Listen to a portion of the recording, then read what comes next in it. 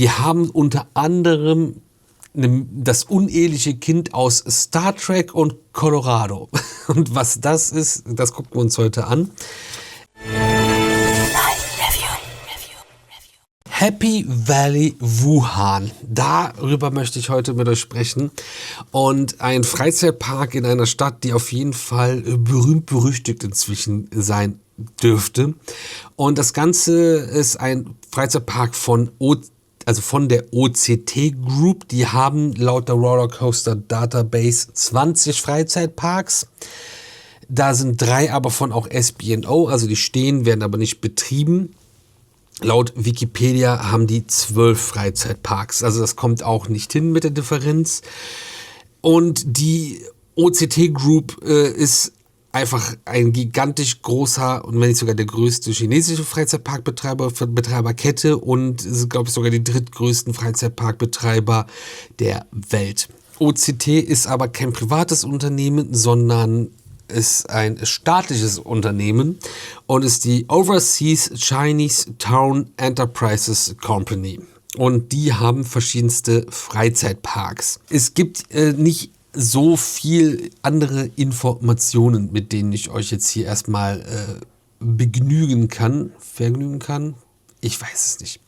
Aber wir haben ja einiges an Impressions mitgebracht aus diesem Park und da können wir natürlich als erstes einmal reinschauen, wie sieht denn der Park so aus. Und ich finde so das Eingangsportal, also beziehungsweise das Schild vorne, das ist ziemlich cool, sehr verspielt, aber ja, vom Stil ist es eigentlich ganz cool. Und ja, großer Eingang wieder mit viel aufgeblasenen, komischen Charaktern und einer großen Achterbahn, über die wir auch sprechen müssen, die nicht gefahren wurde. Und auch wieder einen großen Platz, der davor ist. Da mussten wir, glaube ich, auch unsere Ausweise vorzeigen, unsere Reisepässe, um die Tickets zu kaufen. Die waren, glaube ich, gekoppelt miteinander. Aber was wir hier schon sehen, ist das, was man nicht sehen möchte, wenn man einen Freizeitpark besucht. Und zwar ein Schild, eine Tafel mit Rides, die heute nicht fahren. Jetzt ist aber der Witz, ich mache da auch so eine kleine Sammlung aus MK 1200 Vekoma-Aeroschienen, die irgendwie als Bild genutzt werden und nichts mit Attraktionen zu tun haben. Und das haben wir hier auch wieder. Das ist ja offensichtlich eine Copa Roll von einem Aero Vekoma Coaster. Das gibt's da nicht. Also ist ja schon fast logisch, dass das da draufsteht, aber so eine Attraktion gibt's und gab's dort nicht. Denn der Park besteht auch erst seit 2012 und hat uns mit diesen süßen Blumen begrüßt am Eingang nach dem Rope Drop. Wir waren natürlich wieder pünktlich wie die Maurer im Park und sind dann im Happy Valley Wuhan angekommen erstmal und reingegangen. Wie unser Tag da verlief und was wir wie gemacht haben, seht ihr auch wie immer in den Tour-Vlogs, die wir euch mitgebracht haben. Und wenn man reinkommt, gibt es einen großen Platz mit einer großen Bühne und die Sicht auf die verschiedensten Rides und auch wieder auf die ganzen Hochhäuser von den Leuten, die dort wohnen. In China hast du halt in diesen Ballungszentren direkt Freizeitparks, damit die Leute unterhalten werden, sich beschäftigen, ablenken können. Das ist normal und deswegen gibt es auch so viele Parks und vor allem auch so viele staatliche Parks. Diese Kokosnuss-Vogelnest-Parkhand fand ich auf jeden Fall witzig. Eine coole Idee, das irgendwie zu verstecken, zu gestalten, was auch immer. Und diese Autostunt-Show hätte ich gern gesehen, lief aber nicht. War auch nicht nachvollziehbar, wann die irgendwie nochmal läuft, ob die nochmal läuft. Und auch das war ein Blick im Park, durch den Park, wo ich auch nicht sicher bin, was da genau war. Und dann gibt es auch solche Ecken, die wirklich wieder richtig krass, aufwendig, gigantomanisch groß gestaltet waren. Das fand ich auch sehr, sehr, sehr krass. Ja, der Blick dadurch ist wirklich verrückt. Also das ist leider, also da ist jetzt leider, dass keiner da war. Manchmal ist es gut, dass keiner da ist. Die waren nämlich alle bei den Maurercoaster, zu mir noch kommen. Aber das hätte mit ein paar Menschen natürlich vielleicht noch ein bisschen schöner ausgesehen. Aber nicht so viele Menschen. Und die absolute Seuche Dinos in Freizeitparks, also wenn du cool gestaltete Dino-Themenbereiche hast, ist das echt cool, aber random irgendwelche komischen Dinosaurier sich dahin stellen, ist nicht so cool. Das macht ja keinen Sinn. So, Typhoon Bay war einer der Themenbereiche, das war, glaube ich, so ein bisschen der Western-Bereich. Dann gab es da eine Show mit einer Hochzeit, dem konnten wir jetzt nicht folgen. So gut ist das Chinesisch nicht, was ich kann. Ich kann nämlich nichts. Und da haben wir ganz knapp eine Street Magic Show verpasst, leider. Das hätte ich auch gerne gesehen, aber das ist uns auch nicht gegönnt gewesen. Ja. Ach, diese Blumenkarusselle auch relativ sinnentleert, die fahren nur rauf und runter. Man sieht da noch so ein Zamperla Magic Bikes, Tagada auch wieder hier, ist es in China auch sehr verbreitet gewesen. Auf jeden Fall jetzt auf dieser Tour haben wir sehr viele gesehen in den ganzen Parks, wo wir unterwegs waren. Und dann nochmal hier so eine Mischung aus Kaktus und Flying Sombreros mit komischen Bügeln. Ich weiß nicht, wer das gebaut hat. Sieht ein bisschen fragil aus, oder? Was meint ihr? Da haben wir kurz gedacht, da könnte sich eventuell ein Dark Ride drin verstecken, den es da geben könnte in diesem Park. Das war aber nicht der Fall, denn da war so eine Eis-Schnee-Experience drin, wo man dann so eine Eisrutsche runterrutschen kann, wo es drin schneit und wo man sich dick anziehen muss, weil es so witzig kalt darin ist. Und draußen sind es 35 Grad. Voll cool. Nicht. Ich glaube, da sind wir dann auch reingegangen. Es hat später aufgemacht, weil, ja, da sieht man es genau und da kann man auch mal reingucken und da sind die Leute drin in dicken Winterklamotten, da schneit es, da ist die Eisrutsche. Es macht sowas von keinen Sinn. Schotten Drop Tower passt da zwischen die Hochhäuser optisch ganz gut, glaube ich.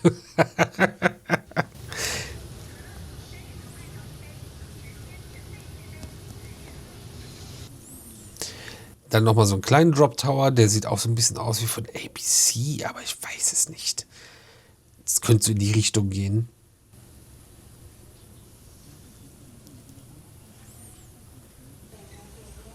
Und ein großer Shoot-to-Cute. Auch eigentlich ganz cool mit den Häusern da an den Lift lang. Vielleicht so ein bisschen Logikfehler, dass die nicht weitergehen, dass die so auf Stelzen sind.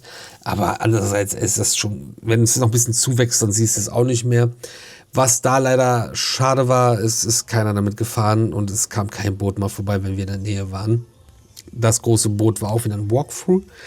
Und da haben wir hier eine große Schiffschaukel gehabt. Das Karussell hier, dieser Balloon Race, wurde zwischendurch angehalten und dann stand da ein Mitarbeiter von der Maintenance mit dem Thermometer und hat da mal reingemessen, ob das denn alles noch in Ordnung ist und der weiterfahren kann. Das fand ich auch etwas skurril.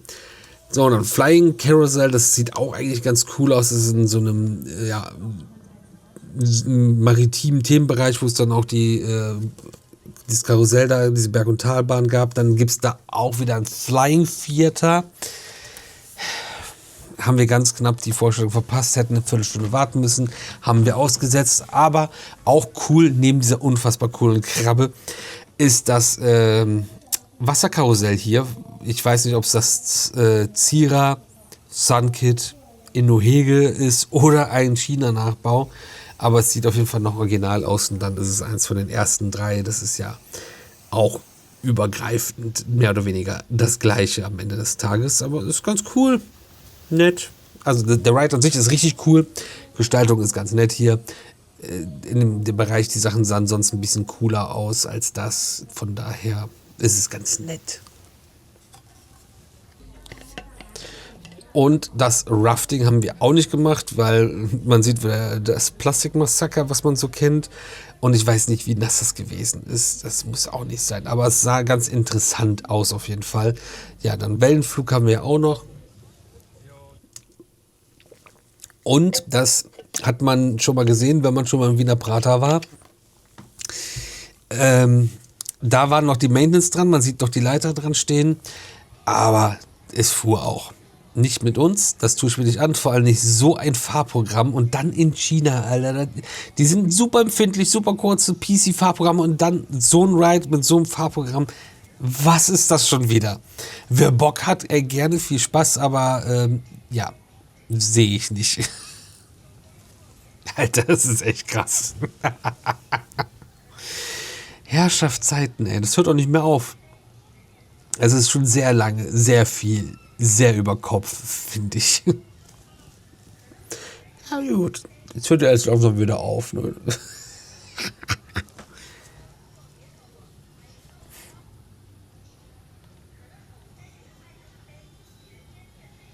Na, da landen sie langsam.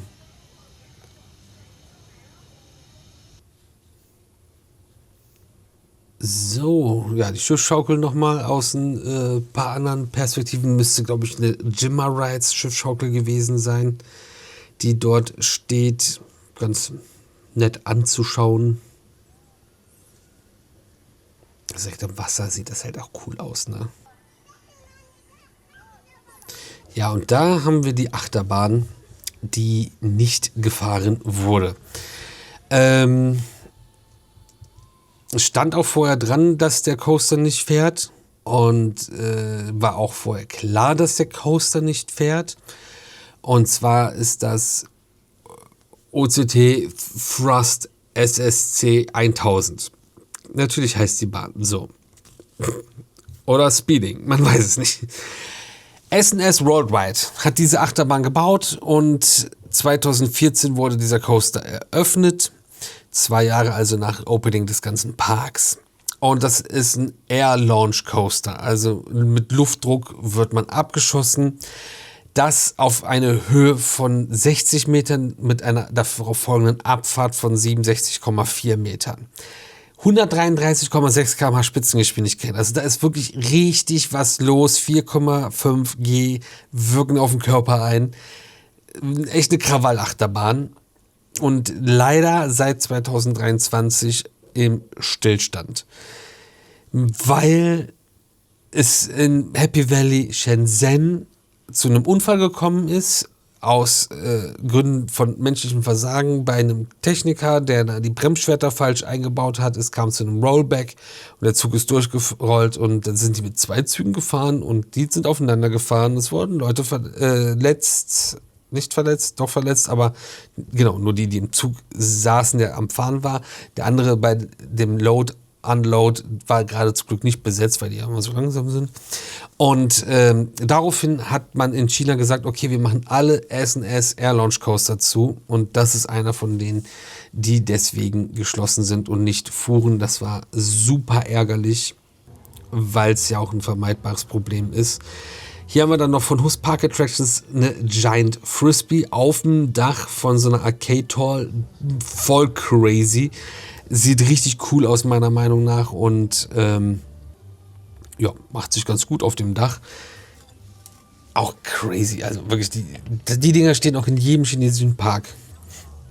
Ich weiß gar nicht, da haben wir auch ein paar mehr Aufnahmen gemacht, weil da ein bisschen was los war. Gehen wir mal ein bisschen vor, weil Giant Frisbee habt ihr ja schon mal gesehen. Nochmal den Blick über den Park, wie das Ganze aussieht. Mit dem See in der Mitte. See in der Mitte machen viele Parks besser. Und hier haben wir nochmal 2 Achterbahnen, die sich duellieren sollten und sich nicht duelliert haben, weil sie gar nicht gefahren sind. Und zwar 2 Holzachterbahnen. Das ist super ärgerlich. Eingang cool, 2 verschiedene Dampfloks, die da so stehen, auch mit Rot und Blau, damit man das auseinanderhalten kann. Und oder 2 wirklich krass große Holzachterbahnen, die auch ein High-Five-Element haben. Ich weiß nicht, ob die noch zusammen fahren, die beiden Coaster. Die fuhren, wie gesagt, bei unserem Besuch nicht. Aber man muss dazu sagen, dass sie auch dran gearbeitet wurde. Und da sind die Jungs, die da fleißig dran schrauben an dem Coaster. Das ist dann immer relativ beruhigend. Da ist das High-Five-Element auch noch. Aber auch hier hat man die Dowling Dragon. Nicht das High-Five-Element, das ist doch wirklich einfach, das ist doch schön. Und Dowling Dragon ist der Name dieser beiden Holzachterbahnen, die von Martin Flemings gebaut wurden. Die kommen aus Florida, meine ich. Und das zusammen mit der Gravity Group, Gravity Craft Corporation, whatever, mit Zügen aber von PTC, Philadelphia Toboggan Coasters. Und Red und Blue haben beide eine Höhe von 32 Metern, 1113 bei Rot bzw. 1225 Meter Streckenlänge, 87 km/h Spitzengeschwindigkeit und dann gibt es halt, wie gesagt, dieses High-Five-Element. Unglaublich ärgerlich, dass die Bahnen beide geschlossen waren. Ich liebe Holzachterbahnen, wir beide lieben Holzachterbahnen. Aber gut, da steckt man manchmal nicht drin. Und das ist auch so ein bisschen das Risiko. In chinesischen Parks gibt es oft diese großen Maintenance-Pausen oder auch unerwartete oder erwartete Maintenance-Pausen bei den Bahnen. Und dann sind die halt auch einfach mal geschlossen. Das ist da auch normal. Und andererseits haben die Parks ja auch ständig auf, was ja wieder ein Vorteil ist. Hus Park Attractions Topspin mit einer richtig coolen Gestaltung, meiner Meinung nach, zwischen diese Gebäude gepackt. Das fand ich auch cool. Und auf der einen Seite Wasser, auf der anderen Seite bist du direkt in dem Park. Das ist für meinen Geschmack auch echt gelungen, was die da gemacht haben. Und das Fahrprogramm ist ganz fein, denke ich. Also da haben sie auf jeden Fall eine ganz coole Attraktion geschaffen. Hat mir gefallen. Weiß nicht, wie ihr das seht, aber so kann man Topspin auf jeden Fall auch gestalten. Kommt natürlich nicht an so einen Suspended Topspin von Phantasialand mit Talokan ran, aber ey, yo, das ist schon ganz nice. Und hier auch nochmal Hus Park Attractions Aussichtsturm. Da steht es auch noch, Hus Park Attractions. Und die haben dann den Aussichtsturm auch noch geliefert für Happy Valley Wuhan. Leider war morgens richtig gutes Wetter, strahlender Sonnenschein, als wir in den Park rein sind. Und dann wollten wir natürlich erstmal die Achterbahn machen und dann, wie ihr seht, ist das alles komplett weggesuppt und man hat nicht mehr so eine schöne Aussicht gehabt. Und es sieht leider ein bisschen so aus, wie man es aus China so gefühlt gewohnt ist. Steckst manchmal nicht drin. Aber wir sind es wenigstens noch gefahren. Und es ist ja trotzdem noch ganz cool, da einfach mal ein bisschen rauszuschauen. Ja, das auf jeden Fall dann an dieser Stelle dazu. Und es gibt hier auch wieder natürlich das eine oder andere Interessante. Und da muss ich mal gucken, was machen wir denn da als erstes? Es gibt noch so einen Grauzonen-Count, den wir gemacht haben, wo ich jetzt hier gar nicht sicher bin, ob der Ride wirklich dann auch von Zamperla war. Denn wir sind in einem anderen Park, Shimlong Holiday Manor oder so, sind wir das auch gefahren. Und dann nochmal, das ist Zamperla, da war es nämlich eine Kopie aus China davon. Hier haben wir das Original von Zamperla. Du stehst in diesem Teil, auf diesem Surfbrett, fährst dieses wellenförmige kleinen Track lang. Also viel, viel kleiner als der Disc O Coaster. Und dieses Stehen macht das Ganze schon spannend und interessant. Ich glaube, das erste Mal haben wir das irgendwie vor zig Jahren dann mal in Italien gemacht, in einem kleinen Park. Und ja, da haben wir jetzt die Grauzone auch mitgenommen. Es macht schon Laune, ist schon was anderes, schon cool. Und ja, komm, Grauzone-Count kannst du auch noch mitnehmen. Da ist ja jetzt keiner böse drum. Aber es gab auch andere kuriose Dinge in diesem Park, die zu entdecken waren, wie zum Beispiel das hier. Und die Dark Ride Database listet das nicht. Da müssen wir auf jeden Fall den Jungs auch noch was zuschicken zum Topsy Trophy. Und das ist ein VR Dark Ride. VR Rides sind jetzt eh nicht so mein Ding. Schlechte VR Rides in China fahre ich dann aber gerne mal fürs Video. Und ja. Festbeleuchtung im ganzen Ride. Es gibt ab und zu so ein bisschen so dekorierte Wände. Aber im Großen und Ganzen war das ziemlich doof. Auf dem Bügel ist ein großer Button. Wie man sieht, muss man kloppen und dann schießt man. Und man schießt in die Richtung, wo man hinguckt. Und da drin war auch wieder so ein LSD-Trip-Fiebertraum mit ganz komischen Sachen. Und man ist sehr lange stehen geblieben. Die Fahrt war nicht synchron zu dem Bild, wie sich das Ganze bewegt hat. Also wirklich ein grauenvoller Ride. Ja, aber cool, das gemacht zu haben. Aber man sieht, es macht einfach alles von vorne bis hinten keinen Sinn. Es macht so wenig Sinn, ich kann euch das auch gar nicht erklären, was da passiert ist, weil es keinen Sinn gemacht hat und da wildes Rumgeballer war. Aber sowas gibt es da halt auch. Wir sind da auch in eine riesige Maze. In der Westernstadt quasi, ein bisschen Western-Style. Und auch hier sind die Schilder draußen wieder so ein bisschen spannend.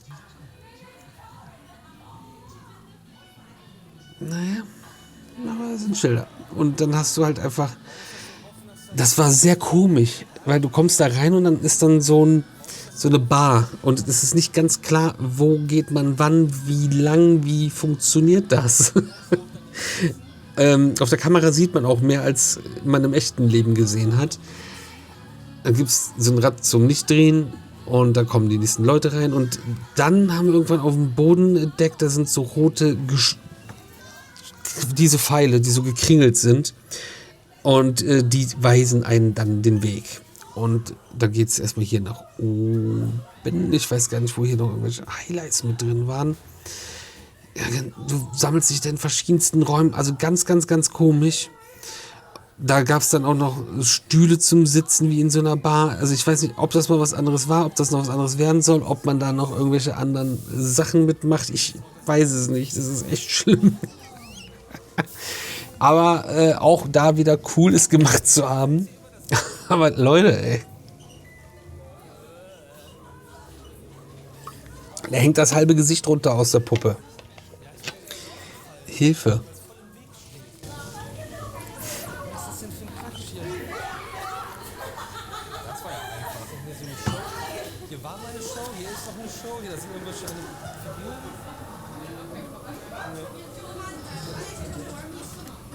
Jetzt uns erstmal alle vor. Ja, ich glaube, das müssen wir uns nicht weiter reinziehen. Ich werde euch das auf jeden Fall nochmal im Ganzen runter. Das ist der stärkste Raum mit. Aber ja, und dann genau, dann gibt es auch wieder so Räume, die so aussehen und cool sind und so ein Sarg, der aufgeht, aber nee, ich kann das nicht mehr. Also diese Walkthroughs, Mazes in China, sehr, sehr, sehr strange. Es reicht ja nicht mit diesem einen Maze, es gibt einfach zwei. Es ist nicht Ass, das ist einfach nur Clown. Ne?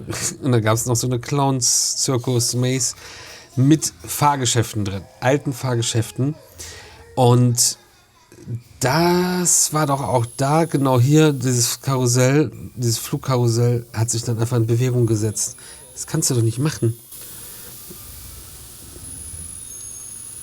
So, kurz mal checken, das ist alles fein. Auch da, das bewegt sich einfach. Was ist das? Aber auch da gab es verschiedene Räume, die ich ganz cool fand, wo du auch an so ein Elefantengitter vorbeikamst mit dem Sound und dann so ein Gerappel und so. Das ist dann so Horror-Zoo, finde ich, glaube ich, als Maze ein ganz cooles Thema.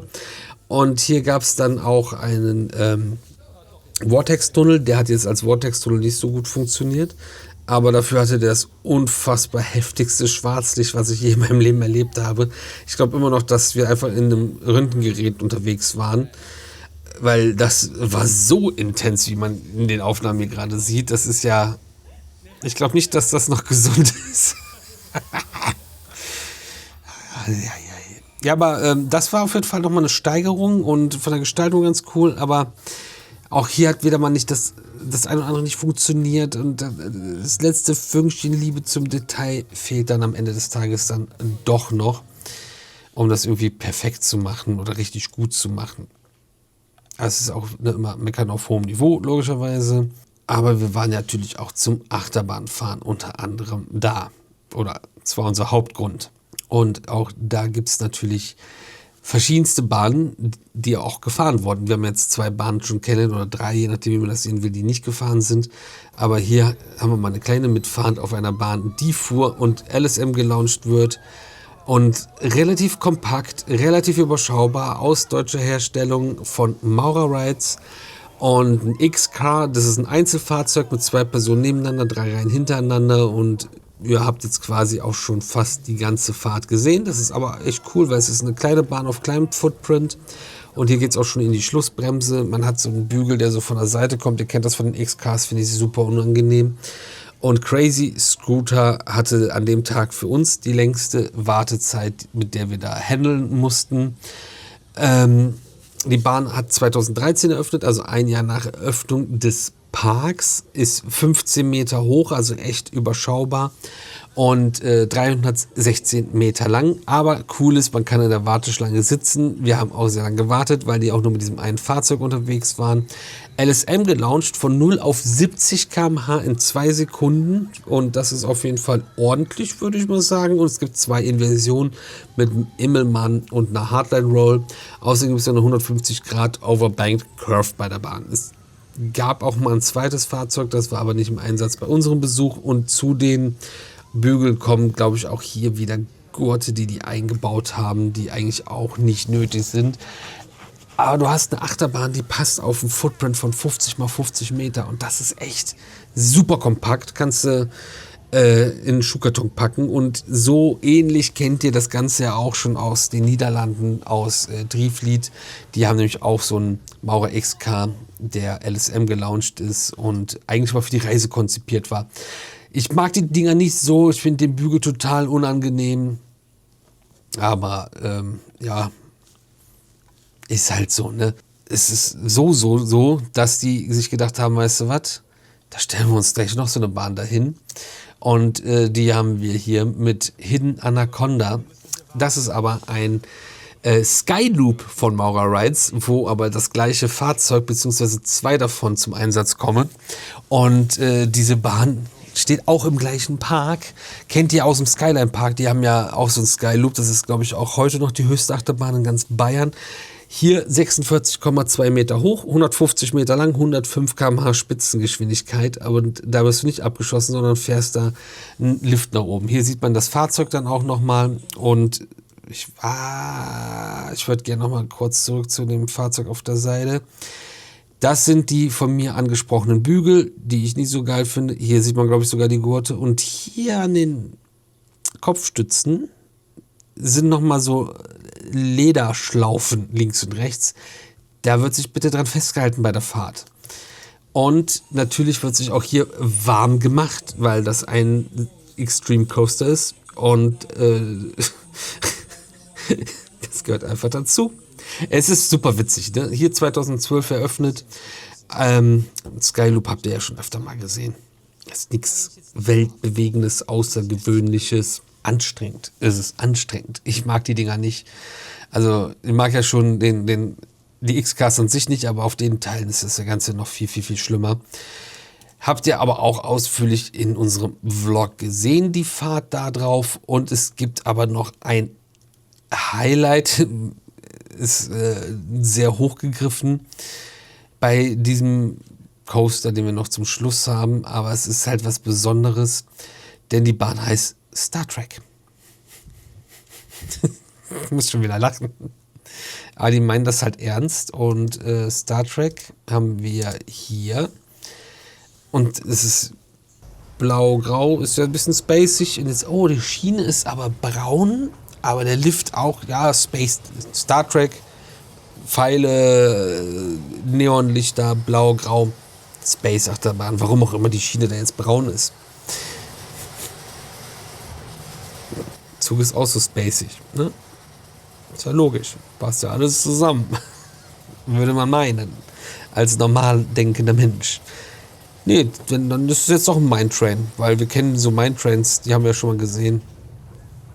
Und deswegen machen wir hier Mindtrain draus. Was ist... Das ist so absurd an diesen Felsen vorbei. Und dann gibt es 2 Lifte. Also die haben auch Big Thunder Mountain, glaube ich, schon mal gesehen. Der Lift ist super laut. Das Ding fährt unglaublich bescheiden, schlägt, also du knallst da überall gegen, tut total weh. Das ist keine schöne Achterbahn, wie man sieht. Nee, also ich weiß nicht, also das ist wirklich wieder... Jimma Rides konnten es da noch nicht. Die können es inzwischen richtig gut, da waren die noch nicht so weit. Das macht genauso viel Sinn wie eine Space-Station im Space-Zug, als Mindtrain in den Bergen fahren zu lassen.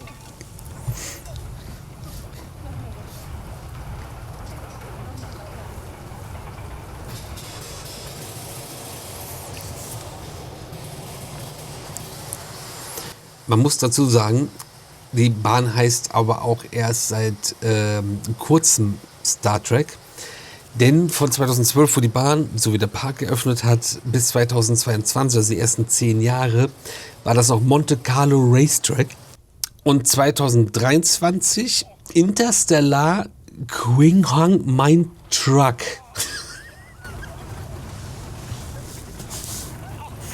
Das ist alles so ein Blödsinn. Nun gut. Ja, das war dann eigentlich auch schon so quasi alles, das ist ja einiges, aber was wir in Happy Valley Wuhan so gefahren sind und gemacht haben.